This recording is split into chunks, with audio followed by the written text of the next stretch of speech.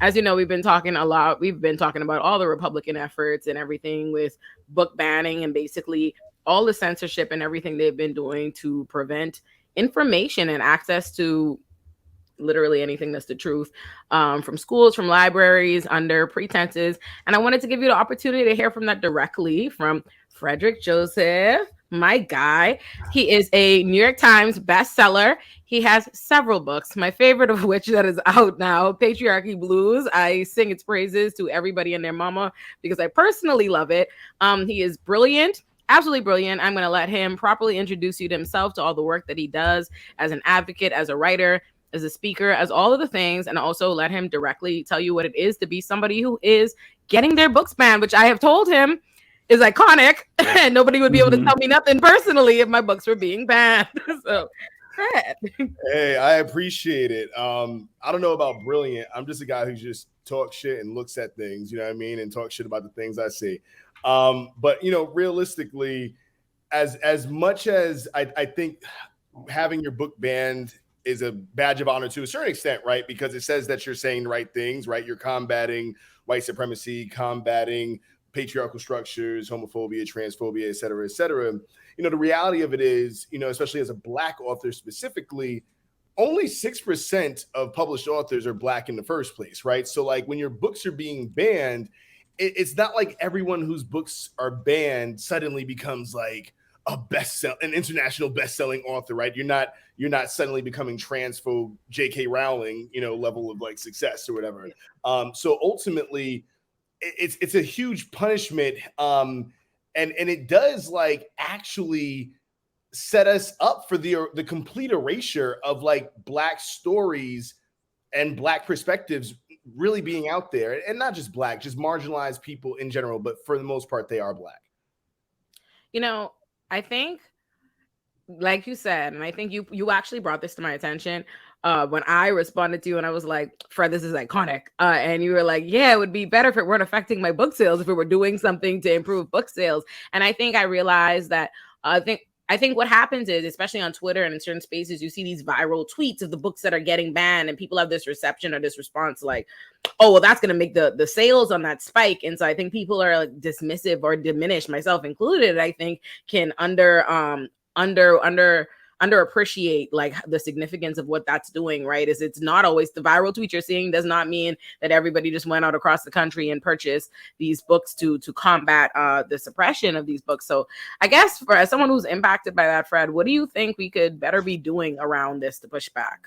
Well, I think that people have to stop, you know, thinking that it helps all the time, right? I'm looking at some of the comments right now, and you know, someone just said, "Oh, well, James Baldwin is more popular now than ever." Like, yeah, but also James Baldwin is dead, right? So, like, I don't want to be a martyr when I'm in the grave. Like, oh my God, that guy who just murdered, or that guy who just died, that Black guy, he had some books. They were all banned. We should read them. Like, no, I want you to read my books while I'm here, right? I want my flowers while I'm still alive.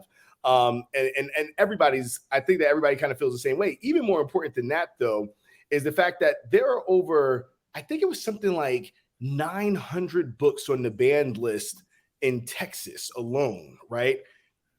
Wow. You're not reading all those books. Yeah. Right? It's not like every one of those authors is James Baldwin or Ibram Kendi or something like that. Right. Right. Like the reality of it is there are about 10 books that are getting a lot of notoriety around being banned. Right. Yeah. And that's it. Right. Like it was interesting. There was a post on TikTok recently. Like, you know, book talk is really, really racist. And there was a post on TikTok where some young white woman made a post about her older white dad and how his book had never sold. I don't know if any. Oh, I saw that, and they all went out and bought that. I saw that as well. His book it became the #1 book in the world, not like the #1 book like for a day on Amazon, like the #1 book sales wise in the world, right? Yeah. And it's not because he's some like writer who's trying to change the world or because his books are being banned. He wrote a thriller, like some one of those thriller books. Fiction. It was a fictional book. It was a thriller. A few years back, but he's also an attorney and they live in a massive house and he's an old white man. Why would that be the effort that book sympathy puts behind, right?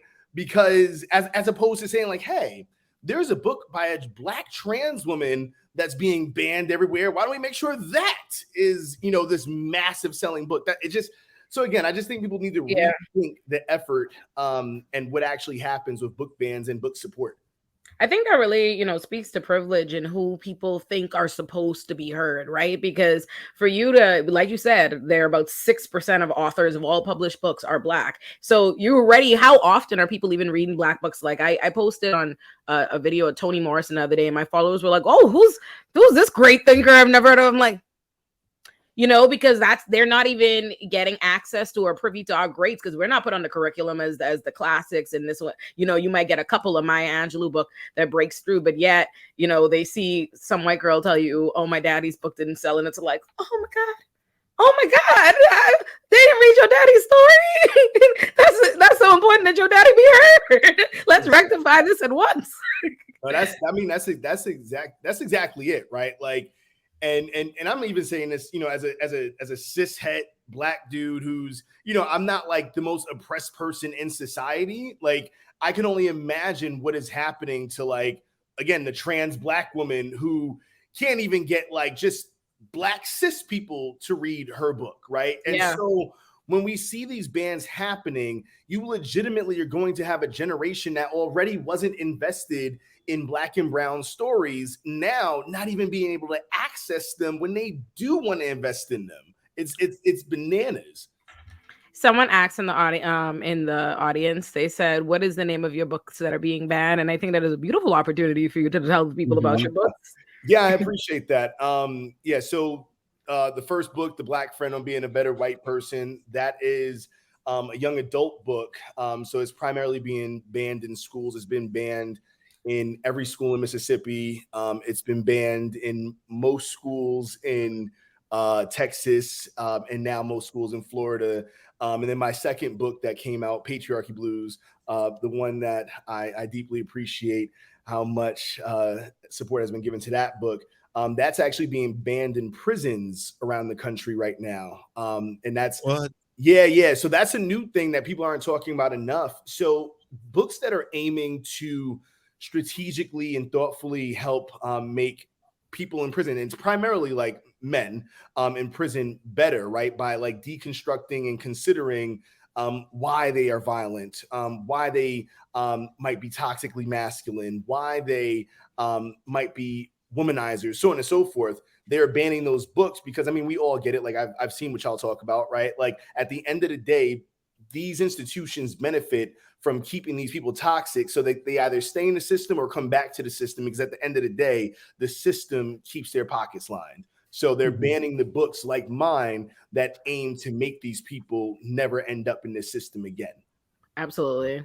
I'd realized that because we're in the process of trying to send books to Rikers, and Patriarchy, I'm always recommending this book. So I ran up against that, but we just figured out a way to get around it. And it's that I think we can submit them. We can do this thing through the public library. So I'm going to figure out how we can circumvent this with a lot of the prisons and see if we can put that information out as far as the books and what's happening with that. Because, Patriarchy Blues I've recommended that to so many men, it's unreal. And, I'll send you sometimes how many times they message me like, that was the most thoughtful book, or that made me cry for real. I'm like, it really is a very, very, very meaningful read. So iconic still, but I'm very sick about it for you, Fred. Yeah, no, I appreciate it.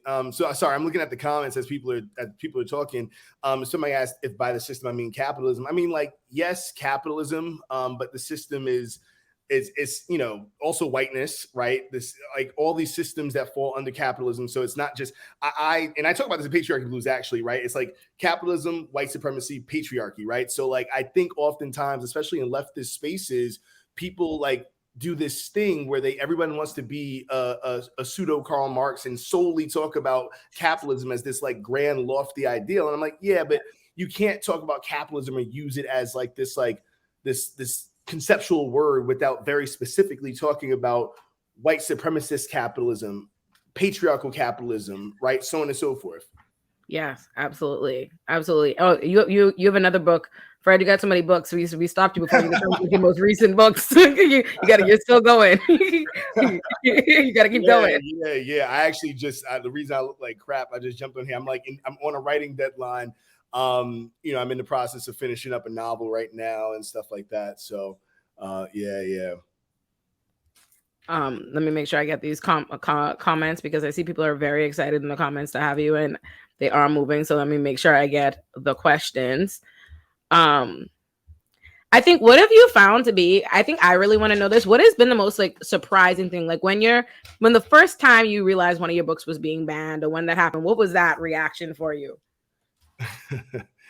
I didn't really know what it meant, right? Like you hear about like a book being banned in passing, and just like, okay, that sucks. It's a school.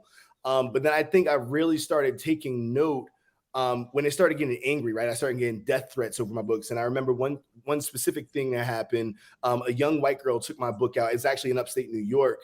And I think, again, we have to stop like framing the country through like states, like blue states, red states. No, like the whole country is a white supremacist country. But yes, but nonetheless, a young white girl had taken my book out in upstate New York. Her father found out and like refused to give the book back to the library so no other white kids could read it, right? And then when that made news in press that had happened, I got like 20 death threats that week, right? Like over a young adult's book.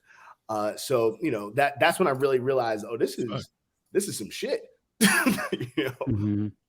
That is, have you felt like, because I know I've had this experience, I was explaining to people as someone on like TV media, I feel like the written world is harder to get into, to say the things that we're saying now, right? Because by the time you say it in media, you've said it, they don't know what you're going to say, and it comes out. But I find that it's much harder. Like it takes me a much longer time to say 1/16 at a time by the time the editors and the people that are standing in your way. Have you found that experience, and has it gotten tougher, do you think, harder or easier with all the national attention and the book bannings?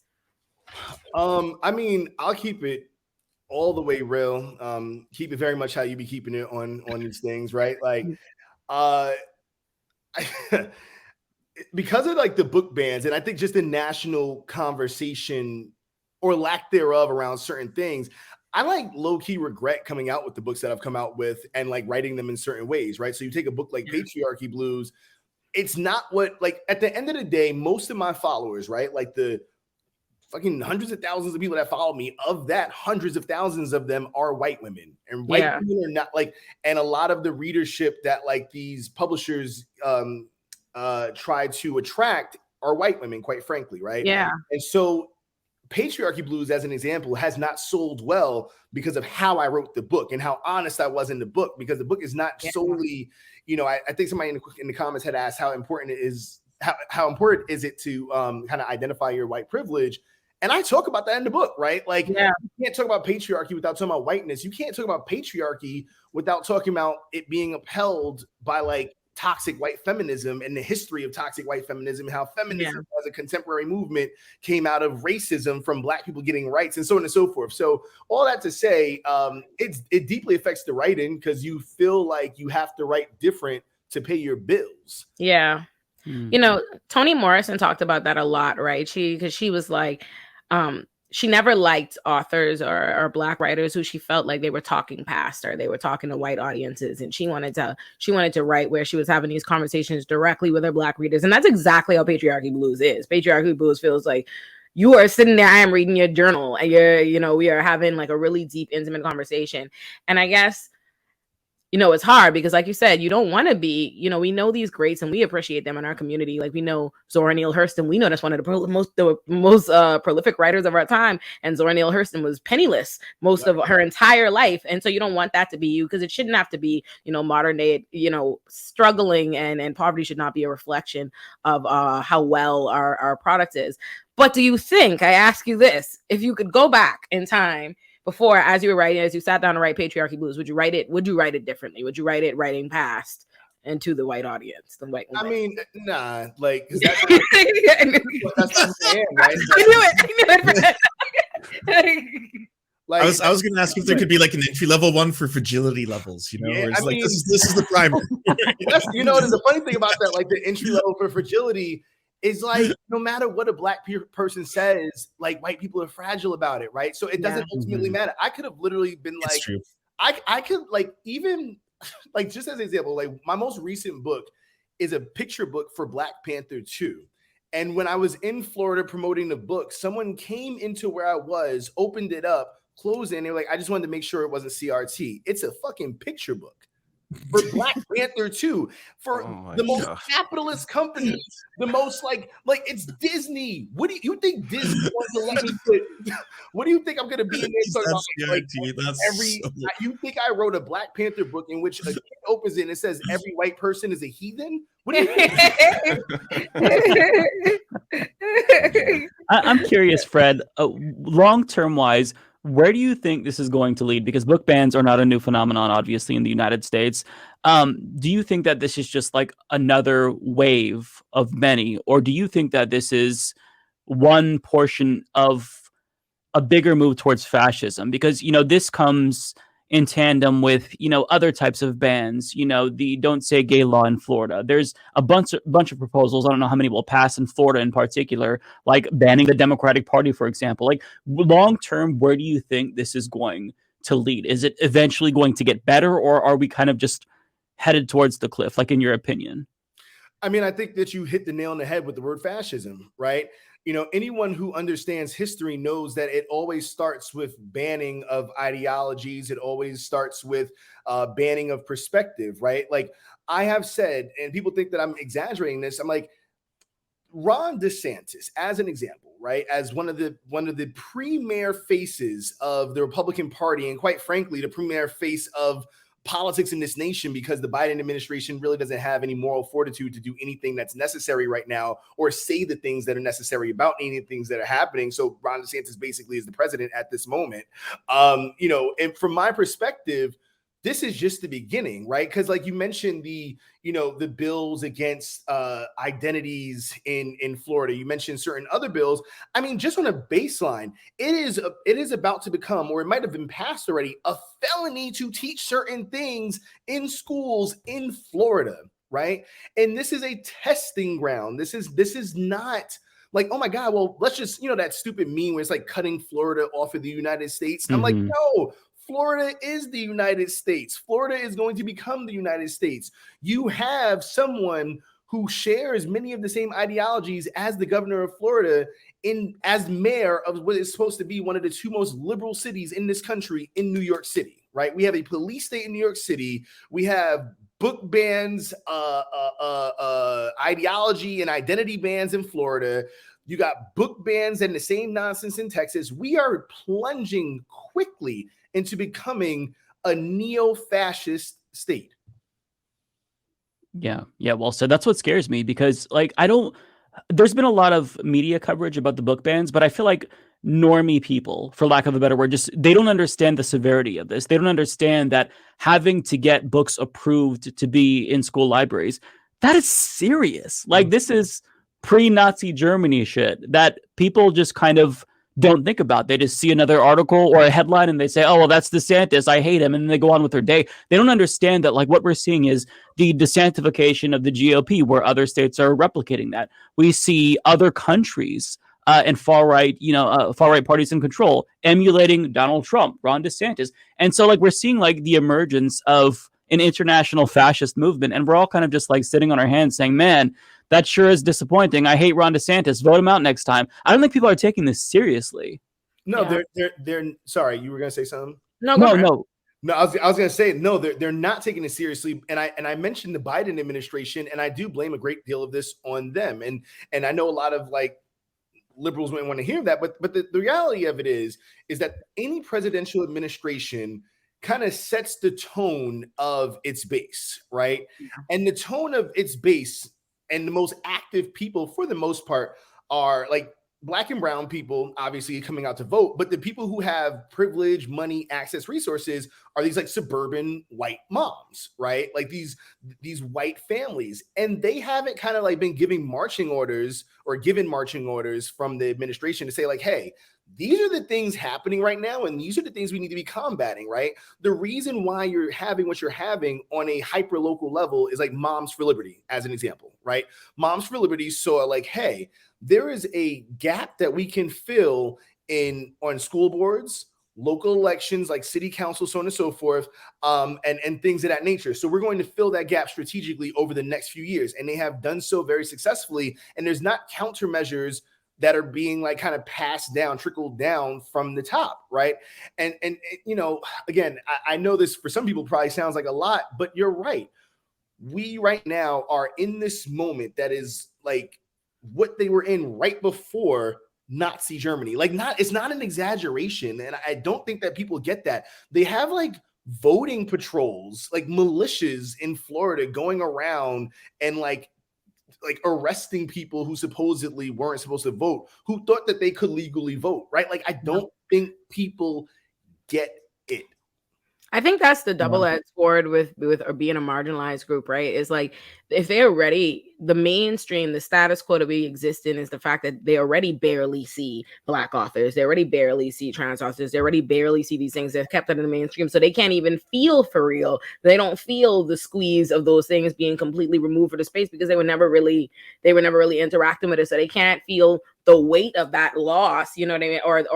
Or the what that impact is, right? Like, they can't feel what the very few amount of Black authors that have been able to get into a space. The fact that you name, everyone knows James Baldwin because his quotes are everywhere, and they don't get what that means and how hard it was, and the significant impact and the loss of even that limited bit of representation, or what could be if you were actually had more access to this on a much larger scale. And it's unfortunate. That's how it hurts you twice, right? You're already the marginalized group, and because you're already marginalized, no one felt it. They're not up on arms, you know. If there's anything we haven't touched on, Fred, what do you want to tell the people before you get out of here tonight? Before I dip, I want to say, don't support the Oscars. What else? You should all watch Exterminate the Brutes by Raoul Peck. Those of you, especially those talking about violence, you'll have a better understanding of how the racial construct was invented for capitalistic purposes, but also a really good lens into how depraved and violent people were and have been and still are to keep this country running as it does. So, you know, those are the two things I'll say. Raoul Peck, Exterminate All the Brutes. Don't watch the Oscars. Give these people all your socials, Fred. You know, you churn out the best content. Please give them your socials so they can find you. Yeah, some of you can follow me. The ones that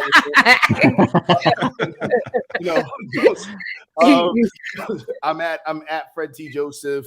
I'm primarily on Instagram and Twitter. I'll be messing around with TikTok now. But yeah, if you were talking all that, don't be violent, please don't follow me. I don't have time for that. I have enough.